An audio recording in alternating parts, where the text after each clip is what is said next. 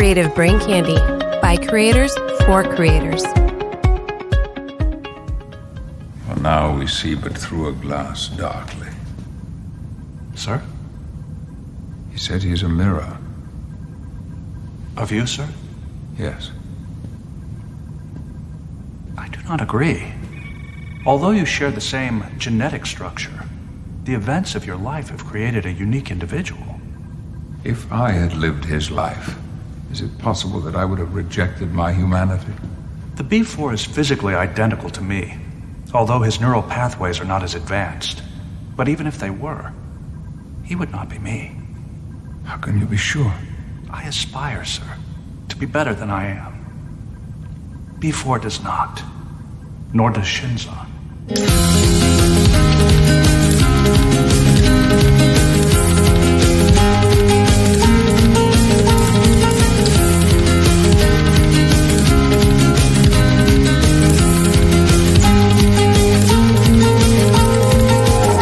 Hi, everyone, and welcome to Smoking and Drinking in Space. This is a sci-fi podcast from a couple guys who think they know sci-fi. And this week, we say farewell to the summer of Star Trek as we review the final film in the Prime Timeline series. It's the movie that killed the film franchise. We're talking about 2002's Star Trek Nemesis. But first, he's the commander who looks forward to getting married naked to my Klingon who's scared of nudity. It's James. How are you doing, James? Yeah, that actually sounds about accurate. I've had a shit week again. It's been a shit month. It'll continue to be a shit month. I still don't have internet. God only knows how this is going to work, and I'm going to be honest. Nemesis was the fucking bright spot of Holy this week. shit. That was a dark week. It was a dark week, but I really enjoyed this movie. I enjoyed this movie a lot, and I think you might be surprised where I rank it in my rankings. I might be. But first, he's the android that went all to pieces. It's Rob. How are you doing, Rob? I'm doing good. Can we just not produce anything this week? Because I want to go eat some pork tacos. No, we're producing something this week. You're going to have to wait on your pork tacos. Damn. Besides, B4 doesn't eat. That's right. Why? Exactly. No, really, I want to know why. Why are you not on your main computer, James, recording? He's just not taking the bait. He's not taking the bait. He did the first time. He did. And you will hear it in the bloopers. All right. Coming up around CBC this week, Catobophobias had their Q&A session. That episode is out, so they asked their listenership to send them questions that they could answer, and they produced the episode where they give their answers to the people who asked their questions. So check out that episode. BGA reviewed Total War Troy this week. That's the new Total War game in the Total War series. If you're not familiar with that, you basically control huge armies that fight other huge armies. Total War Troy was actually given away for free by Creative Assembly for a limited time earlier in August. If you missed that, sorry, you would have had to have signed up for an Epic account if you didn't already have one. I didn't get the new game because I didn't want to sign up for an Epic account, but that's neither here nor there. Drunkonomics. I have an Epic account, but I don't use it on, fucking principle. Yeah. Drunkonomics covered buybacks and the Dow switching things up this week. So the Dow dropped a few companies from their list, added a few other companies to take their place. So that was big news in the financial world about a week or so ago.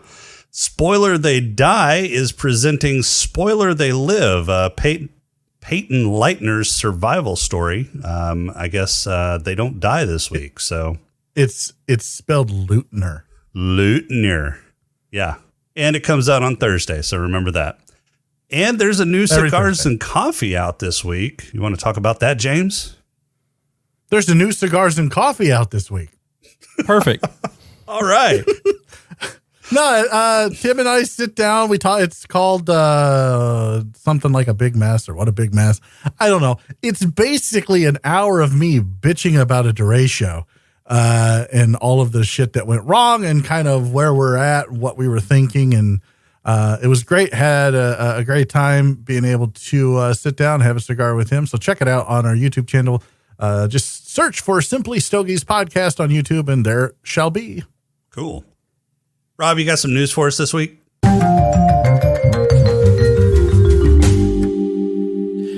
I do. So the first one is, and James, you're going to be excited about this. Disney is purging all woke agenda stuff from their IPs, from Star Wars, Marvel, and all that kind of good stuff. I don't believe you. Nope. Apparently, it has gone across as a memo that one, the customer is always right from now on. And if you have a problem, you being like employees or actors or anything like that that are signed on to any movie that Disney is producing, you will, if you have a problem and you decide to speak out against it, you can say goodbye to your contract. I don't believe you. Where did you see this? So it comes from the same guy that Doomcock is his name. That has Sounds like a bunch. incredible fucking journalist. Right? Yeah. No, actually, Doomcock. he has. He's leaked quite a bit of stuff. Apparently, he's Wait. got some, Is this a guy who said that, like, I think he was saying he leaked a bunch of stuff about Star Wars, Right. the last Jedi. Yeah. And none of it, or the Rise of Skywalker. None of it was right. Oh, I don't None of know it. about that one. I don't know about None that of one. it. This is the guy that parades around in his videos with some kind of weird costume on, and is this the same guy? I think it is. Might be. Well, does it say that Yeah. they're purging this stuff from past films or just future? No. Future productions? films, they're from now on, basically writings on the wall. In terms of they haven't been making money, Right. And That's they not need to true. be making money. No, they've lost a ton of money. They've lost billions. Yeah. Yeah. There's a saying in certain circles. Wait. of the interwebs Where have they lost that- billions? that goes, go woke, go broke. Mm-hmm. And that's not. Yeah, that's catchy. That doesn't 100%. make it true. Where have they lost It billions? does. Oh, seriously? Wait. I don't want to get into politics, but I With think Star maybe you need to Wars- do a little bit of research before you say it doesn't make it truth. Yeah, That is with I'm not Star saying Wars it's false failing at either. I'm just Disney- saying it's a catchy fucking phrase, but I need to see some evidence behind it. With Star Wars failing at Disney and the fear surrounding the coronavirus pandemic causing the company to lose billions. Okay, Disney the coronavirus pandemic. Yeah, people are not doing things. They have lost billions. They are looking at ways to get their shit back. And part of that is the fact that Star Wars did shitty. And they're getting badmouthed by people specifically like Brie Larson, who is got her own little agenda. What agenda is Disney SJW. that? Okay. Yeah. I didn't She's know. a I don't pretty big fucking SJW. read Yeah. all this shit. I could give two Yeah. shits Yeah. about it. So And anyway, so apparently Brie has been downgraded as the face or the I guess the face of Marvel, and they're going to try to promote Elizabeth Olsen as the new face. I'm okay with that. I think Yeah. Elizabeth Olsen's very, very attractive. Yeah, I mean, as far as like, well, attractiveness aside, Okay. I don't think the Wanda character can carry a franchise. well, I don't think it's so much as I- carrying a franchise as just I'd let her promoting. try. Yeah, being in the forefront as opposed to using Captain Marvel because of the shit that Brie spews out that pisses off all the fans. Yep, that's it. Okay, can we talk about shit that actors and actresses say on the side and separate that from the fucking art that they produce? I mean, if I boycotted or stopped watching every actor that I disagreed with or I thought said stupid shit, I would cut down on half of the shit that I could watch. It's I not don't- so much I don't that disagree. they say stupid shit. It's things that like Brie taking shots at the fans because she doesn't like the fact that that's they again criticize. saying stupid shit. So look, Jason and I are obviously on opposite ends of the spectrum here, but I agree with everything. Like, look, if I'm going to boycott a movie because of something dumb an actor said or something an actor said that I just absolutely do not agree with, like, I would never watch another fucking movie again. Right. I mean, people have opinions and they express their opinions. There's plenty of places now to express your opinions. I don't agree with all opinions out there. I don't agree with a lot of opinions out there. But you know, they produce entertaining material. I'm not going to stop watching that just because I don't agree with them personally. Yeah, I don't know if I'd stop watching it because I don't agree with them personally. Because again, I wouldn't watch anything. At the same time, when I find myself agreeing with a guy like Ricky Gervais, who's basically like, you guys all have your heads up your own asses. Nobody gives a shit what you say. Like, at some point, actors have to realize we don't give a fuck. We just don't. We don't care what they say. So just stop saying it. Well, but I mean, the corollary to that is nobody cares what anybody says. So why does anybody say anything? And that's not true. Well, that goes back. I'll be honest. I think that goes back. I mean, I think we're getting way into the weeds here, but that goes back to a time. That goes back a time-honored tradition, Jason, where you don't talk politics, you don't talk religion in polite company. You just don't, because those things are divisive by nature, and so you don't ever want to piss anybody off. You want to be polite. You want others to be polite when you're around. So you just don't fucking talk about it. There's a time and a place for those conversations. Yeah.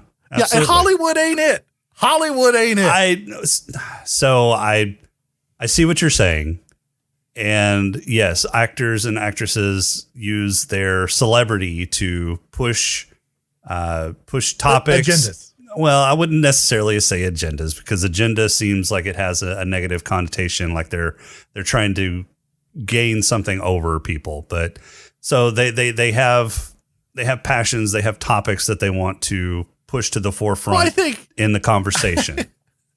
And celebrities do that. And they do that on both sides of the fucking aisle. It's not just one side. I'm not saying that they don't, but I think that, look, I'm not saying that they don't. And I certainly, but you have to admit, my friend, that there is one side that is vastly represented more than the other side. In Hollywood, yes, you're absolutely right. Yeah. Okay. So I think that's where you see people on the side that's not being heard in Hollywood just really have a problem with it, because it's just like, guys, we want to be entertained. The world is already divisive enough. I think I've said this on this show, on my show, on every show. The world is divisive enough. I don't need fucking politics in Hollywood. I don't need fucking politics in sports. I don't need fucking politics anywhere except when I want to go to a political channel and listen to the shit that fucking spews out of their mouth. That's it. That's the only time I want to hear it, is when I want to. But I think the celebrities... Hollywood is an escape. It's supposed to be an escape. Sports are supposed to be an escape. Sure. I don't need social justice from these guys. Go fucking play your sport. Go fucking... Okay, if you had your druthers, you would have social justice from nobody. So that's a non-starter. But I think the celebrities can use their celebrity in a good way, in a neutral, passionate kind of thing. Chris Evans right now is promoting a website that is basically just an informational website on political candidates. It's supposedly nonpartisan. I looked at it for a little bit. I don't believe that it's nonpartisan. I don't believe it. It is very neutral in nature. Well, go look at it. Go look at it. I don't want to. Okay, well then, why are we I can't help you. I can't help you. Fuck, I want to live in a utopia where we all have starships. Let's talk about that. Okay, what else you got, Rob? Well, I guess the only other thing I'm going to bring up, because we went way over on time. This is your fault, Rob. No, fuck that. That's Jason. How is that my fault? You're the one that brought that fucking article up. Yeah. Knowing that it was going to rile James. You shook James's cage. You can't do that. All right. You well, can't do that. Netflix is creating a new Resident Evil series. Oh. I don't know how I feel about this. I do. Want to know? Want to hear about it? Here it goes. Don't fucking do it. Jesus, I'm not watching it. I don't care. I don't care how many people are like, oh, this is so good. Derp and derp. I'm not watching it. Fuck you. I'm done with Resident Evil. So basically, you're in the same boat as Jason is with Discovery. You're gonna knock it before you try it, huh? Yeah, I tried Discovery. Yes. You tried one fucking episode. That doesn't fucking count. Get the fuck out of How here. many fucking doses of poison do I have to try before I decide it's not for me? At least Until two. you like the maybe fucking poison. Or I die. Yeah, one or the other. Yeah. Look, Assholes. Discovery's not going to kill you. Fucking stupid zombie movies based on a zombie video game series that should have ended. Although Resident Evil fucking 7 on the PSVR. Oh, that's fucking some disturbing shit. That's the only other Resident Evil game I'll play. The rest of them can all eat a dick. What else you got, Rob? I've got some Hugh Jackman, Ryan Reynolds news. Ooh. You hear that? Okay. They finally hooked up. I guess that ooh is you want to hook up that you're I think that's interested. a tacit approval. Yeah. So it was announced about a year ago that they want to reboot Face Off. And there is a bunch of people I'm all for this. Yeah, want Hugh Jackman and Ryan Reynolds to do it. And apparently Hugh Jackman's in. He's got one condition though. What's that? They have to shoot all their scenes completely separate from each other. Oh my God. Because they have that rivalry thing going on. So I am checking right now on the great big list of sci-fi titles to see if Face Off on there. I'm checking right now. It needs to be. It's so good. Because I was thinking about that earlier this week. Face Off, Gina and Gershon. I forgot to check and see if it was on here. Gina Gershon. She was good in Showgirls. It is not on here. It is now on the list. Yeah, baby. Yeah, I'm all in on this. Ryan Reynolds, but here's my caveat. If I'm Ryan Reynolds, here's my caveat. Yes, I will do this with you. Fine, we can shoot our scenes apart, but you have to play Wolverine in a Deadpool movie. Oh, yeah, nice. yeah. I would don't make see that same ever commitment happening. Yeah. How are they going to do I don't the think it will, entire but- movie totally They apart? won't. It's a joke. He's joking. It's a joke. He's joking. Yeah, They have a friendly rivalry that they really don't have a rivalry of. They're best friend. They're I know. friends. Yeah. But he's just, when somebody brought it up, he said, Hugh Jackman said, "I'm all for it, but is it possible to shoot it where we are actually never together?" So here's the thing, and I'm going to say some controversial shit here. I'm going to have a hot take on this. So just everybody out there, prepare yourself. John Travolta, that's who was in this, right? It was John Travolta and Nick Cage. Nicolas Cage. Yep. So John Travolta acting as Nicolas Cage and Nicolas Cage acting as John Travolta. I mean, that's not a easy thing to fucking do. Right. And I think that they did it pretty well. Oh, no, I do. Remember. I agree. Oh, yeah. I thought they did. Yeah. I thought they did great. So look, I love, and please don't take offense to this, guys. I love Hugh Jackman. I love Ryan Reynolds. I think they're both great actors. I'm not 100% confident that the other could pull off acting like the other one. But I'm all in for watching it. I don't know. I think Ryan Reynolds could pull off a Hugh Jackman, and I think Hugh I think Jackman it would be over the top. Well, don't you think both Ryan Reynolds and Hugh Jackman would just go over the top playing the other? Yeah, and I think that would be one of the best parts about the movie. Yeah, you might be right. If I'm all in anything, on this. so if anything, they would do it would take place during October, and they would have at least a Halloween party scene where one of them dresses up as Wolverine, the other as Deadpool. That way they can get the whole. Yes. That way they can get it together, and then say, "No, yeah, we did a Deadpool Wolverine movie." That's right. Fuck you, fans. Only they would have to switch it. Hugh Jackman would have to play Deadpool, and that would Ryan be- Reynolds would have to play Wolverine. Yes. Again, I'm all in. I'm not hearing a bad idea here. Yeah. My only question is who's going to play the role that Gina Gershon played, because she was so hot. Oh, back in the day. Let's go with... She may not. Look, I'm going to guess she's still hot now because she's Gina fucking Gershon. Oh, Gina. so hot. Let's go with Robbie. Margot Robbie. Margot Robbie. No, I'm all in. I'm 110% in on this. Let's fucking make this happen. Hollywood, like I usually hate you. Like make me not hate you with this fucking movie. Let's do this. Okay. All right. Anything else for us, Robbie? No. Who's ready for a pod crawl? Yep. B4 is.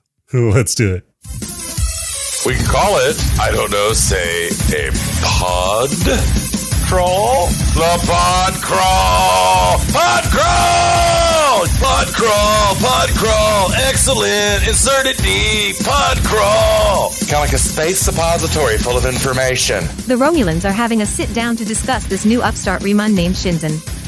He's formed a rebellion on Remus, which is annoying the Romulans, since that's where they keep all their dilithium, and all the Remans they use to mine it. After argle-bargling for a bit, they move on to other matters, when one of the senators leaves for another meeting. She, however, leaves behind her big poison button, which opens, and spews green mist all over the Senate floor, turning all the remaining Romulans to modern art. On the Enterprise, Picard is suing for peace with another of his long, dull speeches. Oh wait, no, he's toasting the marriage of Troy and Riker. After the ceremony, there is a positronic ping from a distant system suggesting that Noonien Sung spread his cybernetic seed farther than everyone realized. The Enterprise drops everything to investigate, despite the planet holding a pre-warp society, because fuck the Prime Directive. Data, Picard and Worf take the off-roader out for a joyride, when they find pieces of Not Data scattered across a desert. But just as they find Not Data's head, a bunch of alien rednecks with gun-mounted off-roaders of their own take pot shots at Data and friends. Picard does his best Evel Knievel and jumps into their waiting shuttle, and they zoom off back to the Enterprise. They put Not Data back together and find out he's dumber than a bag of robs. Picard is ordered on a diplomatic mission to Romulus to meet the newest breeder, Shinzen. When the Enterprise arrives, Shinzen uncloaks his huge fucking ship, probably compensating for a small peen. Shinzen invites Picard and his entourage over to the scimitar, and it's there they meet the Picard cosplayer that calls himself Shinzen, and his minions who look like Dracula mid-transition into his bat form. But wait, if Shinzen is overcompensating for a small peen, and he's a clone of Picard, does that mean Picard? Oh, that explains so much. Anyway, Shinzen doesn't really want peace. He wants Picard's mojo, which he plans on extracting when he kidnaps Picard straight off his own bridge. It seems Shinzen is literally falling apart, and only Picard's mojo can hold him together. Shinzen also planted Not Data on the planet, and is using the Tin Moron as an insider to get information.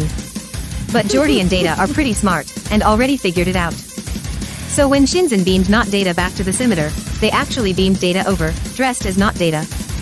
Data helps break Picard out, and they escape by playing a real-life game of Descent. The Enterprise escapes Romulus, and is scheduled to rendezvous with 7 other ships to head back, and take out the scimitar.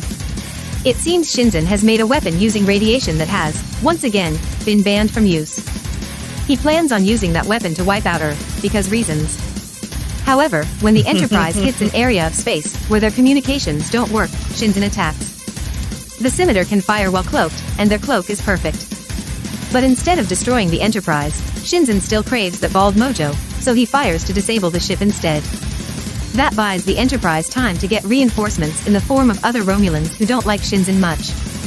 The new Romulan Federation alliance fire at random trying to find the scimitar, and a big battle ensues until both Romulan ships are neutralized and Deanna has to take the wheel and rams Shinzen's ship.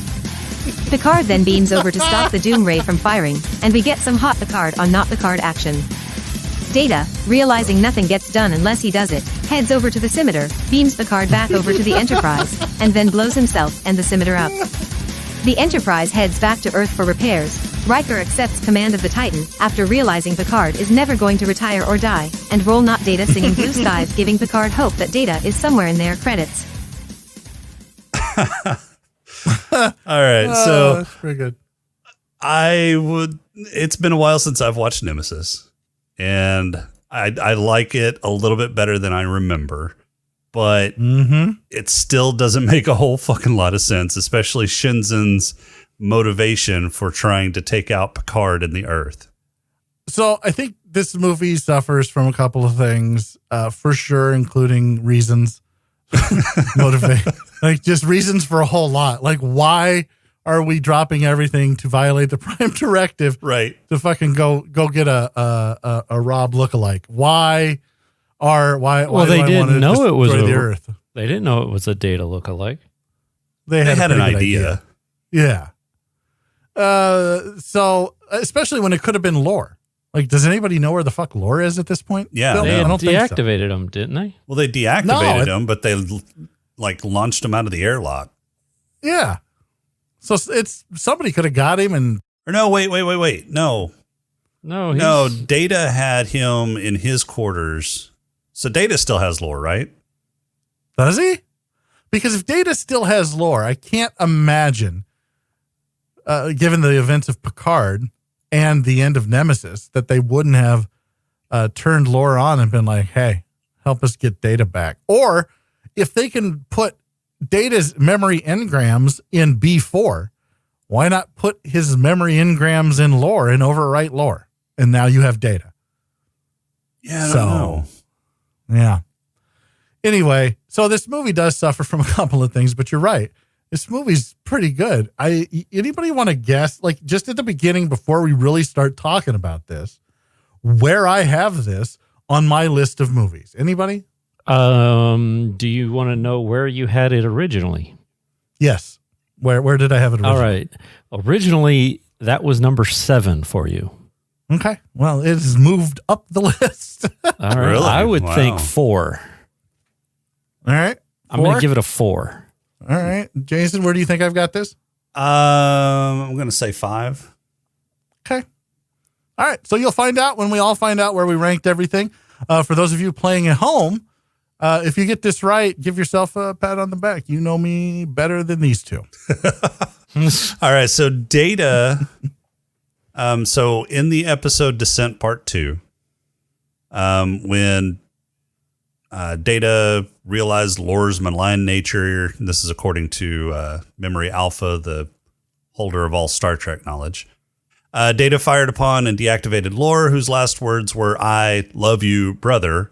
Lore was subsequently dismantled, and the emotion chip, though damaged, was removed and returned to its rightful owner. So they dismantled Lore. Why? Why Because not of his send malign him- nature. I don't know.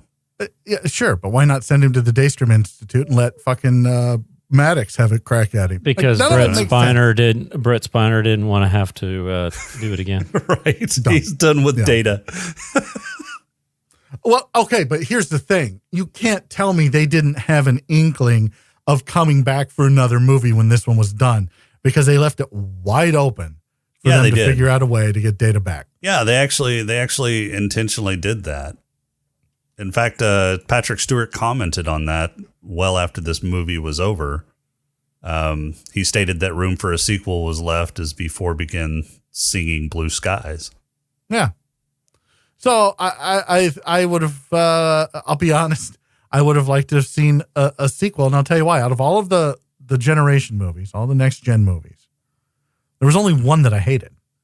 Was that Generations? Yeah, I meant next gen movies. Out of all the next gen movies, there was only one that I hated.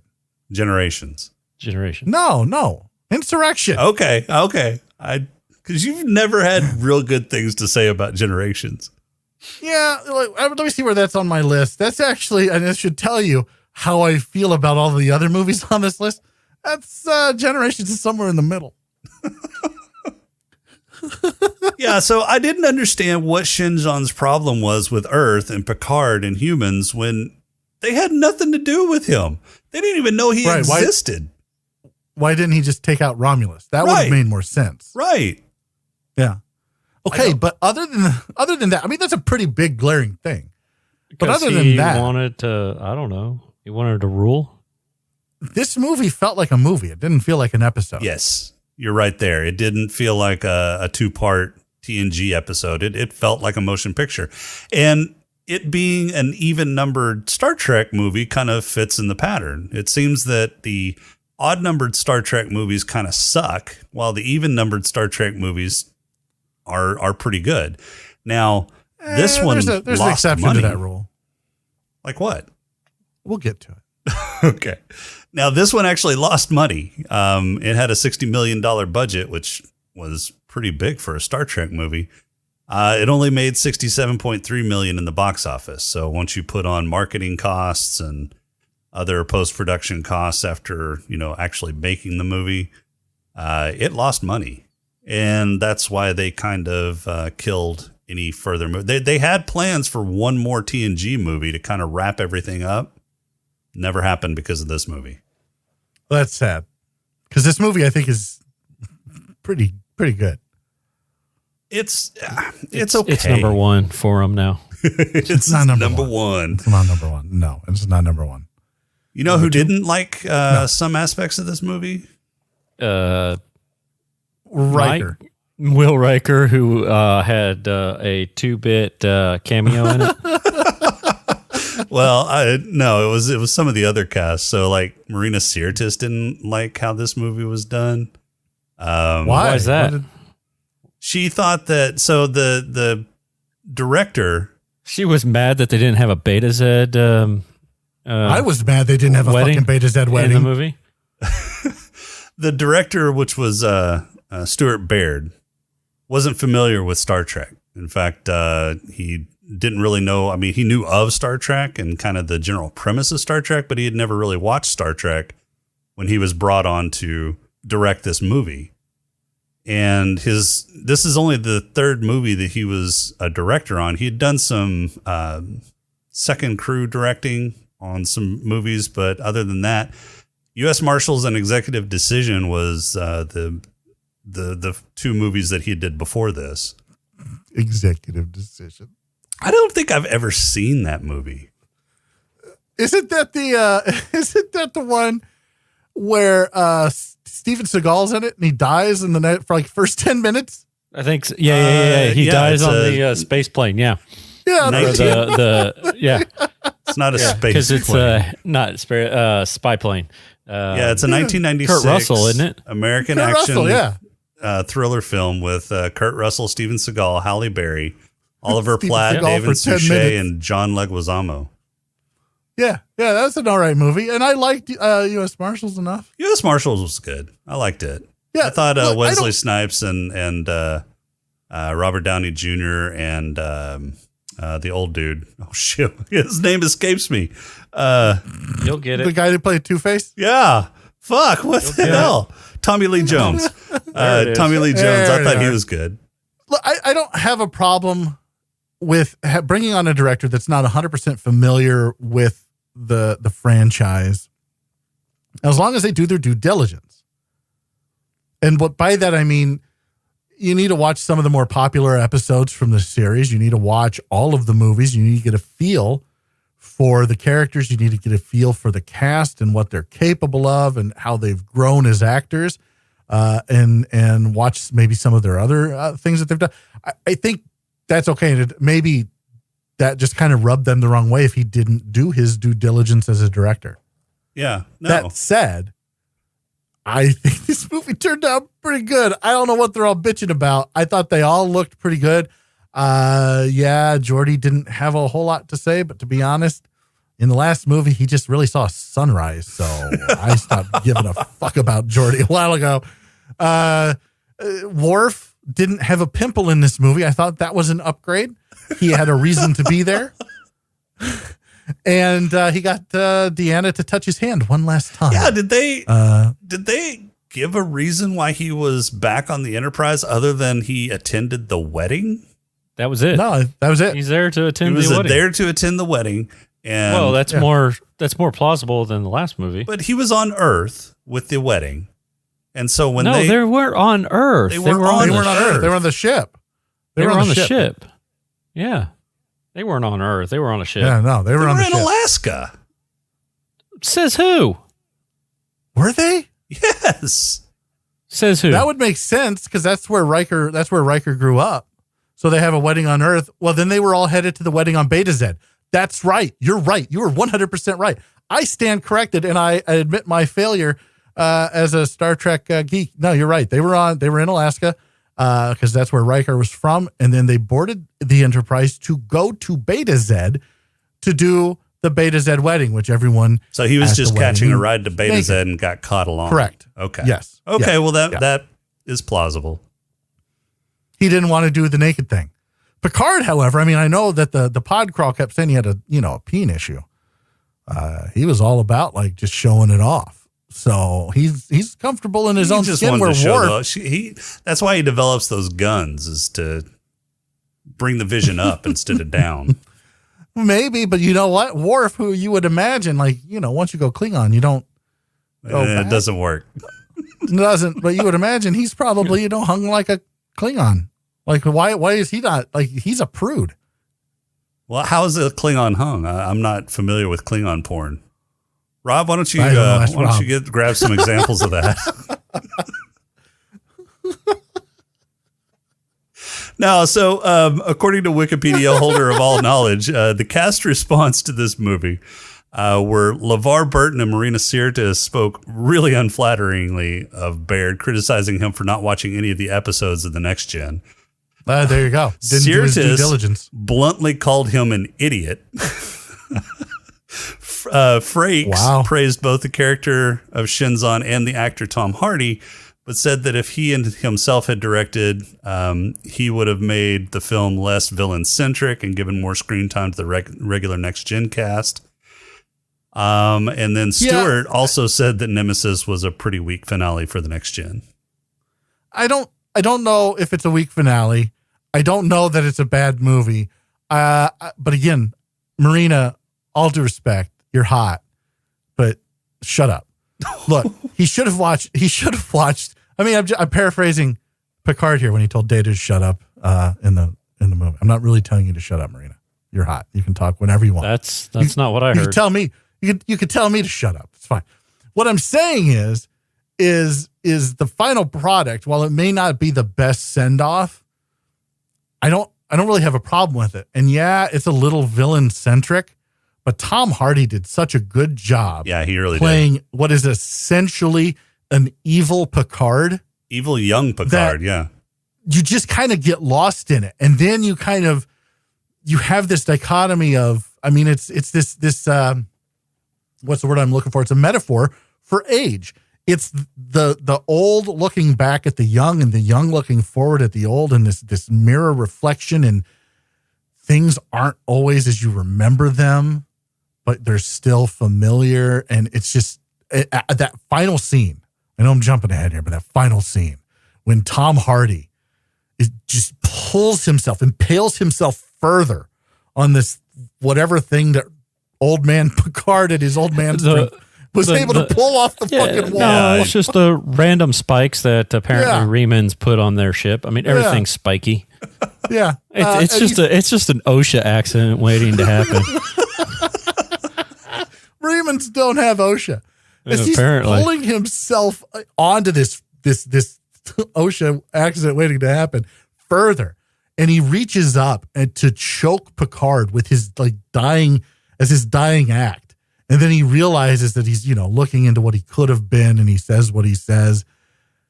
It's just powerful stuff. I thought Hardy did a fantastic job. And while adding some things to canon that weren't there before, like the Remans, it doesn't make a whole lot of sense to diehard Star Trek fans like myself. It works. It really works. And for Marina to be upset about him not watching TNG episodes, I'll be honest.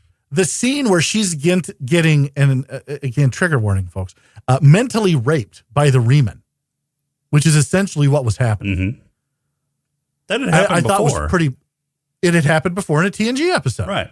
And she didn't get to have the revenge that she probably deserved to have in that TNG episode. In this movie, she certainly got her revenge. Right. In fact, without Troy, they would have never found the scimitar or the scimitar. That's true. As Riker calls it. Right. And the podcrawl lady. Yep. Scimitar. Hey, I'm thinking if podcrawl lady and Riker both pronounce it like that, that's the pronunciation. Riker's probably hotter than the podcrawl lady. Oh, I don't know. Well, he is pretty hot. So he's a pretty man. Yeah, he's a pretty man. He is. I agree. I think the main theme of the movie was, identity, nature versus nurture. What makes us who we are? Is it experience? Is it genetics? Oh, speaking of genetics, are accents genetic? No, no, they are not. Okay, I was just wondering. That's just it depends on where you were born, and your upbringing, right? Okay. I was just wondering. But he does have impeccable grammar for somebody that doesn't speak English as their first language. Okay, well, technically. all right. So I think we're all kind of burying the lead here just to make a funny. Look, so he was meant to take Picard's place. Okay. And it wasn't until he was older that plan went out the window. So you have to assume that he was A, taught the language, and B, taught the accent. Okay, but he wasn't that old when that plan went out the window, and he was still young enough that he would have caught on a Riemann accent. Look, man, I'm just trying to make it plausible for everybody out there. That's all I'm trying to do. You're not wrong. I'm just saying. So I really enjoyed. I can't tell you how much I enjoyed that. Typically when you back a ship up, after it's been collided in with another ship, that the easiest way to film that is just to run the film in reverse. Is that what they did? Yes. I didn't notice that. Yes, all the fire went back into the ship as it started to pull apart. No I didn't shit. notice that either. Yeah. Was the debris going backwards too? I didn't notice that. The debris, some of it was, some of it wasn't. So they just missed that part. They just missed editing that part out. They missed editing a little bit of it, yeah. But you could tell that it was like, oh, they just played pieces of it in reverse. Like, if I have a critique about this movie, it's that the CGI does not, in any way, shape, or form, hold up after 18 years. Okay, I disagree. I thought the fucking CGI looked really good, considering this was 2002. I mean, I would have to say this is some of the best CGI and effects, especially that ship battle in any of the Star Trek movies that we've seen so far. Okay, but when they're going to the Romulan Senate, and you see those people walking up and down the stairs, and the backdrop for so the Next Generation did was really good at those kinds of set pieces where they were just paintings and then they made them look they were mats alive. Yeah, this isn't. This was a CGI thing. The Romulan Senate, and so the people walking up and down the stairs as it was zooming in on it just looked fake as shit. Were you guys just not looking at that? Yeah, I must not have been looking at that. Green? I wasn't looking at it. Yeah. You were looking I at was the pretty engrossed green. in the story. Which is what they wanted you to look at. They wanted you to look at the green because it was supposed to catch your attention and make you go, oh, they must be on Romulus. It's fucking green.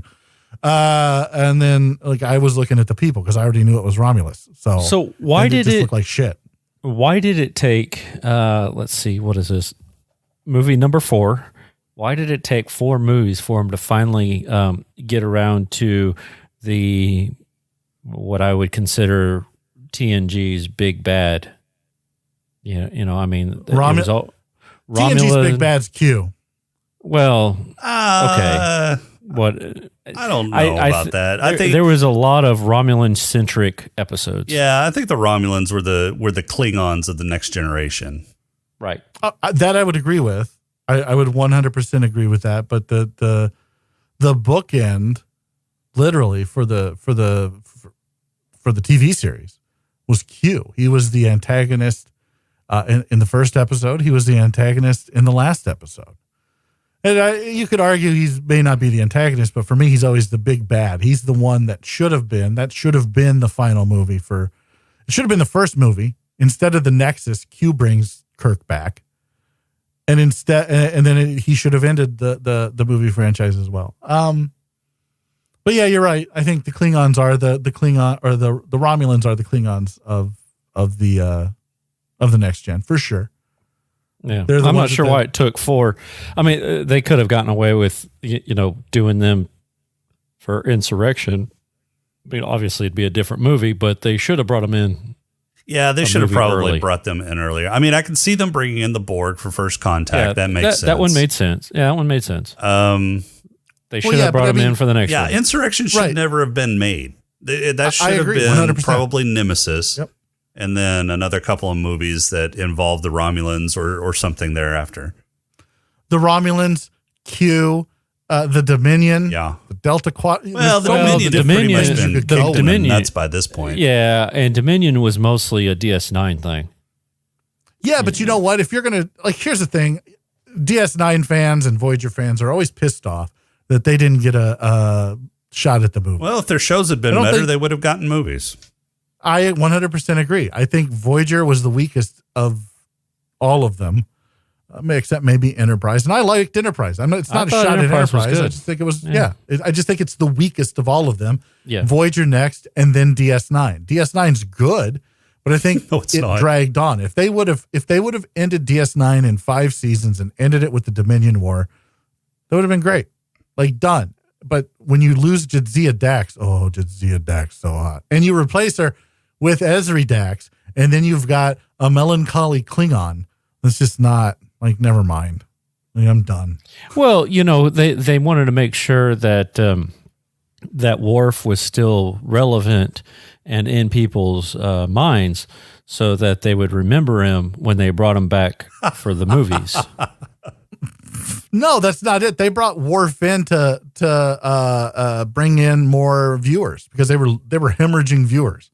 Well, yes, but what I'm saying is they kept him around as a melancholy Klingon because they needed him for the movies. They couldn't just get rid of him, because then it'd been like, okay, where was Worf this whole time? He left the Enterprise and now he's coming DS9. back. Why? Well, I think for the most part they were pretty clever in writing him in, except for Insurrection. So I like that they didn't make Data the comic relief in this movie. That was nice. No, they made B4 the comic relief. Well, and you could even argue that B4 wasn't really even the comic relief. He was just an idiot on screen. I mean, you can't really call idiots comic relief. That's just what they are. We don't call you comic relief, Rob. Because I'm not an idiot. So moving on. But was the Vulcan neck pinch that Data did really necessary? I mean, come on. It's fun. He learned it from Spock in the reunification episodes, so I'm all right with it. Did he really? I don't remember that. Yes. Yeah. He said in fact, wasn't it Data, Picard, and Spock that, that evil Yar had trapped, had imprisoned, and then like Spock and Data figured out how to mess with the holographic message that they were using for Spock to tell the Vulcans that the Romulans were coming. Basically, it was Paul Revere going, "The Romulans are coming. The Romulans are coming." And then when they stepped out of the hologram that they put up in the wall, like the Spock Vulcan nerve pinched somebody, and I think Data chopped somebody, and then Data looked at him and goes, "You will have to teach me that later." Okay. So I totally forgot about that's that. the thing. Yeah. I don't remember that I'd have at to all. go back and watch those episodes, but I think that's what happened. I know if Data and Spock were there doing that. It makes a lot of sense because you do, Data learns a Vulcan neck pinch, and then Data's ancestors learn how to do mind melds. Oh, that's right. That's right. Yeah. So, I mean, it just made sense that, So the ways of Vulcan. Ergo, Data's a Vulcan. Yeah. Well, that's always been everyone's joke is, haha, Data's the Vulcan. I mean, even in the very first episode of TNG, McCoy looks at Data and says, "I don't see any damn pointed ears on you." That's true. I remember that. Why was Picard shaving his head in the Academy? Oh, that's new. So again, I think this kind of goes to Marina's thing.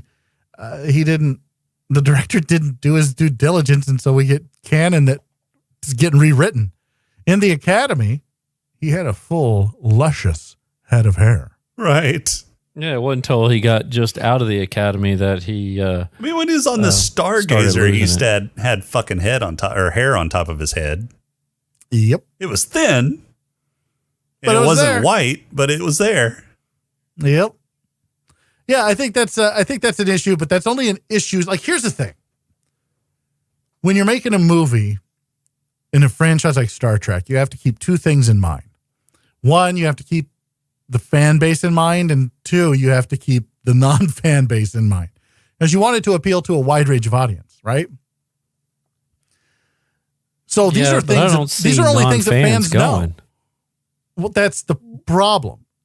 Yeah. Non-fans didn't go to this movie, and I think that they should have, because I think it's a great film.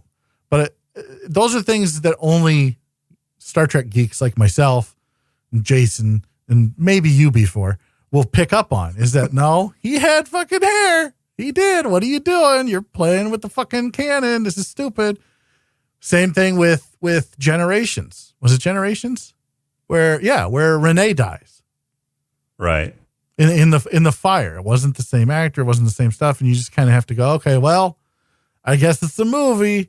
Well, I can see the same actor. I mean, Renee had grown up. I'm sure he would grown up a little bit. Yeah, I think that was season 5, season 6 when Picard went home. Yeah. So you're looking at at least minimum 2 years that the actor has. But I mean, I would much rather, but this is just me for continuity's sake, I'd much rather see the same actors. And you've got a whole fucking episode that you can pull from of Picard in the Academy where he got sent back in time, right? Right. Yep. So you've got a whole episode you could pull fucking footage from and use that for the movie. And this director chose not to. Instead, he just got Tom Hardy to fucking slap on what looked like a 70s style uniform. It was a jumper. Yeah, like a onesie. Yep. And fucking it just looked terrible. Well, it looked like the cadet uniforms from the original series movies. Right. And that's not went back a little too far there, buddy. Right. Like they were wearing the basically the Star Trek 2 uniform is what they were wearing. The Wrath of Khan uniform is what they were wearing in the Academy during Picard's Academy days. I liked that Worf, or that Deanna was using Worf as a Ouija board when she was looking for the scimitar. I thought that was clever. Oh, I said he got to touch her one last time. Right. Now she's a married woman. Yeah, I don't understand that. I mean, that just doesn't. Why? And so she got her revenge on the mental rape. No, but why do you have to touch? Why do you have to hold his hand? Why couldn't she was guiding his targeting? So why doesn't she just guide the targeting? It doesn't make for a good movie. I think that her guiding his hand puts more tension on it. I think if she would have just been doing it, I think there's nothing there. Just her moving her hand. Mm. Okay. Maybe she's not familiar with the tactical controls. I mean, she can't drive worth a shit, so. Grabbing speed. And they tried. They tried to blow up this ship. I'm telling you, it's not a Star Trek movie unless the Enterprise explodes. Well, you just don't let Deanna drive. That's all there is. Don't. No. They tried to blow it up. But the self-destruct didn't work. The only way they would have had a worse driver is if Akara Sulu's daughter was driving. Oh, ouch. Ouch. I'm joking. It's a joke, folks. Don't look. If you have complaints, write to B4 at creativebraincandy.com and Rob will field those complaints for it. I will? Yes. Yes, I will. All right, let's talk about the Remans real quick because, I had always thought, and I did some research on this as well, and it hasn't been confirmed, but the Remans are supposed to be Romulans that broke off. Yeah, broke off and went to Remus and then got enslaved. How the fuck did they turn into bat people? Dark side of the moon. Dark side of the planet. No, I understand that Remus is tidally locked, and that creates problems of its own on a tidally locked planet. But just being in the dark isn't going to fucking change you that much in that short of amount of time. Yeah, it will. No. Sure. No, it won't. No, it won't. Absolutely not. Number one, how many millennia did it take the fucking Vulcans and Romulans to evolve to the point where they're basically the same? But the Remans, which are fucking offshoot of the Vulcans as well, Right. have somehow fucking evolved into bat people in even a shorter amount of time. No, sir. No, Maybe it's sir. I will not drink dilithium that Kool-Aid. poisoning. That I'll buy. Done. B4 had a good idea. Get the Kool-Aid drink. Yep. Okay, problem solved. Moving on. It's really weird. Dilithium. Dilithium. Did that. Yeah. You know, people have Raw been around dilithium. dilithium all the time. In fact, Nope, the not in Klingons that have an quantity in your entire lungs. prison asteroid that they have and they don't. Yeah, but they just kill people there. Oh, okay. Yeah. Remans turn into bats. Or I guess Romulans turn into bats. Well, it's because they got green, because they're slightly green. It's the blood chemistry makeup. Yeah, no, I 100%. That's why Shinzon never changed into a bat. He had too much human in him. I'm telling you, I'm telling you, Jason, there might be a little data in B4. Just a little bit. Just a little bit. I mean, not No, much. the makeup was actually meant to look like the character Nosferatu. And whenever I watched it this time, it immediately hit me that both the Remans and Tom Hardy's character Shinzon were mimicking Nosferatu. And yeah, I thought that was dumb. I thought that was a bad direction to take, but it is what it is. Well, now that you've told me that, With the pearlescent, that's all I see. With the pearlescent wardrobe. Well, the pearlescent wardrobe was something they did later. In fact, they reused it for the Xindi in Enterprise. Let's not talk about the Xindi. I don't want to talk about it. No, I don't want to talk about it. Look, I just sat here and talked about rewriting canon in very, like, just details, like small details that most moviegoers would never notice, right? Like your regular moviegoers wouldn't know that Picard actually had hair before when he was in the Academy. Now you're talking about the Xindi that just absolutely fucking 100% rewrite a shit ton of Star Trek canon for no other reason other than they just didn't want to reuse the Klingons as the big bad. Like, fuck that. It's just Xindi stupid. It made me really, really hate Enterprise for a lot of different reasons. I've kind of gotten over it, but the Xindi shit just pisses me off. It's just stupid. Ugh, fucking dumb. So we got to see Will Wheaton one more time, briefly. Did we, though? Yeah. Shut up, Will. We got to see him once. He actually had a speaking scene that they cut out of the movie. Yep. They sure did. They didn't want to have to pay him. And unless they you were have already pissed off, they had to pay a Crusher. Yeah. Unless you had the widescreen CinemaScope version of the movie, you don't even get to see Will in the movie at all. Good. Fantastic. I like Will Wheaton and his character. I know you do. I do not. Okay. I do not. I think he is a terrible person, a subpar actor, and the character Crusher was annoying as shit. So I am a huge dork and was kind of bored last night whenever I did this, but I paused the movie whenever they had the battle group listed that they were supposed to rendezvous with and took down their numbers and registries and looked them up on Memory Alpha, holder of all Star Trek knowledge. God. Wow. How bored were you? Holy And hell. it actually they all hold up. I mean, there's a lot of references to previous episodes and movies in this. So the first one was the USS Nova, which was the first of its class, the Nova class. The second one was the USS Valiant, which was a Defiant class starship. So it's the same class as the Defiant that Worf jumps around in off of Deep Space Nine. It actually fought in the Dominion War. The next is the Galaxy class, which is the namesake for her class, or the USS Galaxy, which is the namesake for the Galaxy class. So they had the precursor to the Enterprise D in that battle group. And then you had the USS Ares, which was referenced on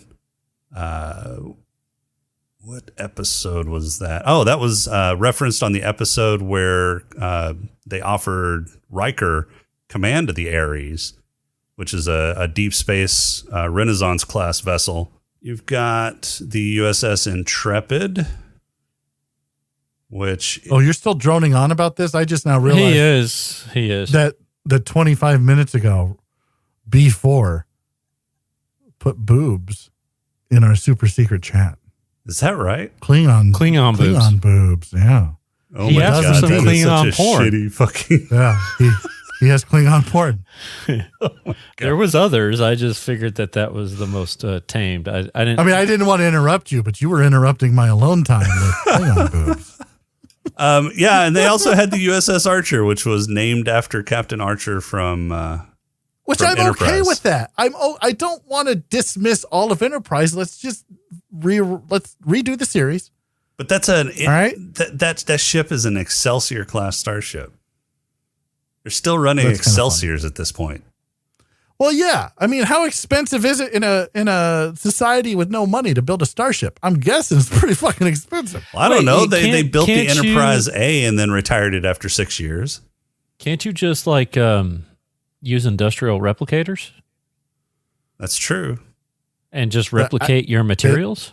I guess, but you still got to like have people put it together. Yeah, they had that problem. Where do the on, materials? Where do the materials come from? Like where it just atoms out of the air, right? Well, they had that problem on Utopia Planitia where they were trying to ramp up shipbuilding for a specific class of ship, and they just didn't have the manpower to put all that shit together. They could build the parts, they could get all the parts, well, most of them, but there were certain parts. Just brought B4 out of mothballs and put a bunch of B4 to work. Well, that's kind of what they did, right? Yeah, I know. I know. It was And that was a huge mistake. the fact that sometimes what I say is lost on you gives me pause to even talk. It's Like working. B4 doesn't get it. It's working. Like, if B4 doesn't understand. I get it. Like I understand. It's B4, left-handed, all that. But when you don't get it, it's like you don't know me at all, Jason, and it hurts a little bit. I know you.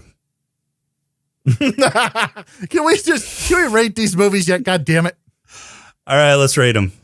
How are we doing this? Okay, so I tell you what, let's go individually. We'll give you our new rating, and you tell us what we rated that number before. Oh, okay. So James, go first. Or that picture or that number? Or no, who went first last time? It was Rob, right? No, James went, and then I did, and then you did. No, I think you did because I put you on the spot. Nope. I went second. No. I have it written down in the order that we had done it. All right, James. Yeah, I think you tried to put him on the spot, and I was like, "Fuck it, I'll just take over," because B4 doesn't know what he's doing. I'll do it. All right, James, go. What's your new number 10? Number 10. Star Trek 5. That's not new, I don't think. Nope. Yep. Final Frontier is number 10 for you. Okay. Yeah. 9. Star Trek 4. Voyage Home. Wow. So Voyage Home slipped a spot. It was number 8. Okay. Yeah. Number 8. Insurrection. Insurrection. So basically 8 and 9 flipped for you. Yeah, Insurrection was number 9. Wow, Yeah. really? You like Insurrection more than Voyage Home? Yep, 100%. It's the whales. Double dumbass on those whales. All right, number 7. Star Trek 3. Okay.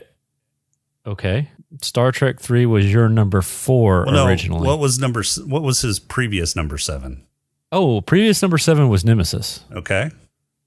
Number 6? Generations. Still holds. And number 5? The motion picture. Nope. You said First Contact. Wow. Okay. Number 4. First Contact. Search for Spock, which means that went up 1. Wow. Okay. Or 2. Number 3? Or number Nemesis. Okay. Wait, are we number 4 or number 3? Number 3. Okay, number 3. Nemesis was your number 7. Yeah, I moved up quite a bit. Wow. Yeah. Motion Picture was your number 3. Yeah, that slipped a little bit. Number 2 would be Star Trek 6. Undiscovered Country. Okay. Yep. Yeah. So it's still the same. Then number 1 is Wrath of Khan, and number 1 probably overall in the history of all movies is Wrath of Khan with Into Darkness as my number 1. Okay. All right, Rob. You want me to go backwards? Yeah, start at 10. All right, 10. Final Frontier, same as it was before. Number 9, I put Search for Spock because I totally forgot how much I hated that movie until I watched it again. Originally, Search for Spock was 7, so it moved down. Insurrection was 9 for me originally. Let's see, 8, Motion Picture. And it got 8 because I fell asleep while I was watching it this time. So, and let's see, originally Nemesis was number 8 for me. Number 7 is Insurrection.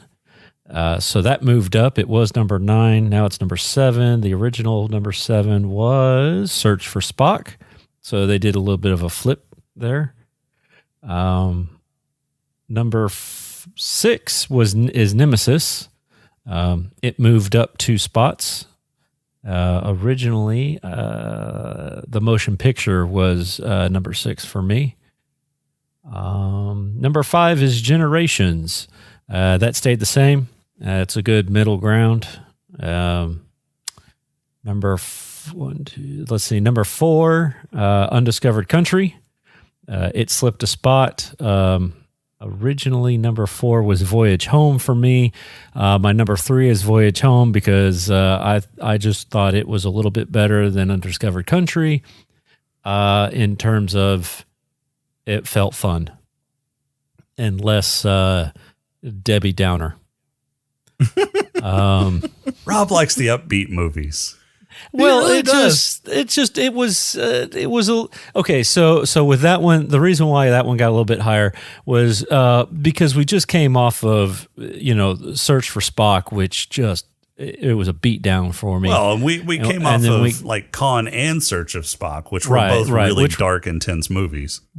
Right, and then Voyage Home, it was light, it was fun, and I enjoyed it more than I enjoyed Undiscovered Country. I liked them both. Not shocking that B4 likes Star Trek 4. Yeah. Let's see. Number 2 is Wrath of Khan. Originally, First Contact was number 2, and my number 1 is First Contact because there's something wrong with you. Time travel, bitch. There's something definitely wrong with you. I mean, they are very close. Originally, it was Wrath of Khan and then First Contact. After watching them, I enjoyed First Contact a little bit more. Can somebody call the Reading Rainbow? I think we need someone to reset B4's positronic net. Yeah.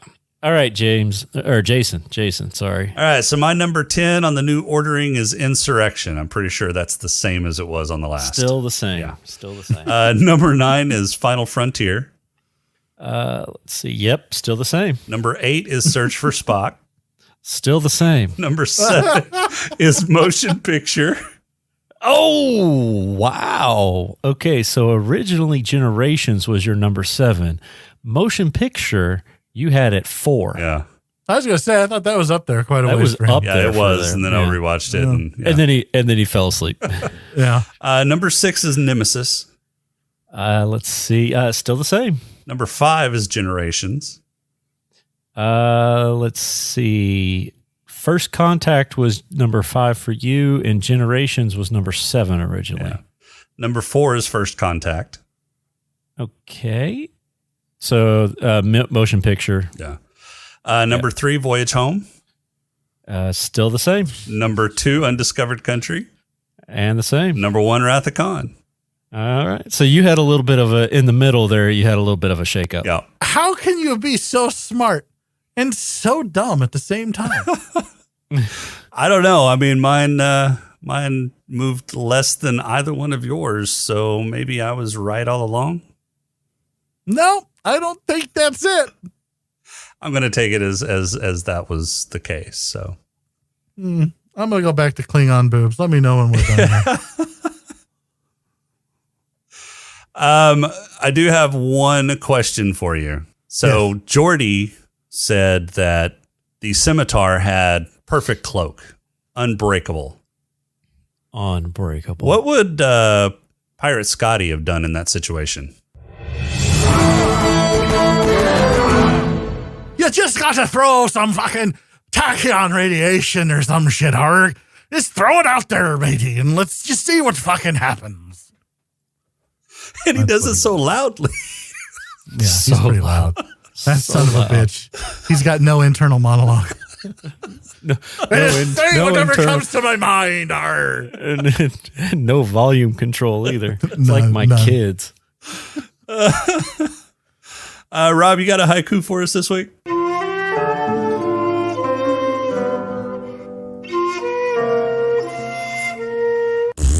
I do. This one is titled Star Trek Rises. You're adopted, darkness. I was born and formed by it. And now you may die.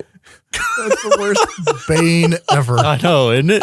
It was terrible. That was just so terrible. Did you have like an empty soda can that you were talking into? No, I just cut my hand over my mouth. No, you need the empty soda can. I'm telling you, it helps. All right. Wait. Okay, hold on. I've got an empty Yeti cup here. I don't know if that's going to be the same thing, but give it a shot. You adopted dark. I was born and formed by it. And now you may die. Any better? Nope. No, you sound like Kenny from South Park. Yeah, I was going to say, he sounded a little more South Park-esque there. Okay, well, there you go. All right, well, this brings the summer of Star Trek to a close. I'm a little bit sad, guys. Thank God. I had fun reviewing the Star Trek movies. Yeah. I wish there was more. Can we do Enterprise? Can we start with Enterprise and do all the series? Oh, yeah. No. No, we need to, because eventually we'll get to Discovery, and he'll be forced to watch it. I'm saying. Exactly. That's why I said fuck no. Because we would have to do Enterprise. Then we would have to do Discovery. Well, that's only like 5 And then seasons. we would have to get to the original series, which is okay. And then the Next Generation, which is really good. That's 7 seasons. And then we would have to do like DS9 and Voyager. 7 seasons. And 7 seasons. Okay. No. All right. How much content is there? There's like a shit ton of content. That's a totally different podcast, guys. Yeah. It's a totally different podcast. A podcast that's probably done by a lot of different people. Pretty sure that's been done. What's being done next week? Well, I'm glad you asked, Rob. Next week, we are going to start. We call that a segue in the business. Jesus Christ. Next week, we're going to start with the movie that follows two seemingly dumb teens set off on a quest to prepare the ultimate historical presentation with the help of a time machine. Road trip? It's 1989 Bill and Ted's Excellent Adventure. We are going to do the Bill and Ted series on a run-up to Bill and Ted Face the Music. That was released this week? Yeah. Yeah. Yeah, we would have been reviewing it next week, but, somebody had and I'm using air quotes here, derecho. It's a derecho. Derecho. Hey, that's how you're fine. It's a derecho. There you go. Thank you. Derecho. See, tomato, derecho, derecho. It doesn't matter. It was all made up, and you just didn't want to watch the movie. I'm pretty sure what he did was rented a bunch of fans from Home Depot and set them up in a line. Yeah, he did. Yeah. Took pictures. Follow me. Yeah. All right, well, that's all we've got for this week. Our intro and outro music is Welcome Home by Cambo. Podcrawl music is Snack Mix by Machette. If you like the show, please rate and review us on iTunes. You can leave us feedback on our Discord channel at smokinganddrinkinginspace.com/Discord. On Twitter at @Citus_podcast, or you can email us at smokinganddrinkinginspace@outlook.com. If you'd like to throw a few nickels our way, you can become a Patreon supporter by going to smokinganddrinkinginspace.com/Patreon. For this week, I'm Jason. We never talked about the fact that Ron Perlman was in this. He was the Viceroy. Hey, B4, can you put some more Klingon porn on a thumb drive and send it to me? I can't internet. Yeah. Thanks, bud. Coming at you. And we'll talk to you next week.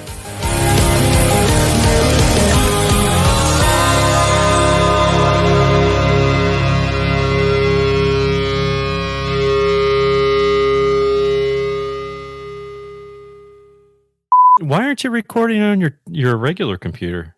Because I can't. There's no way for me to get it off of the regular computer. Just like I don't. Oh fuck! You made me say computer. It looks like your Wi-Fi network isn't connected to the internet. Take a look at the help section in your Alexa app. I hate you so much.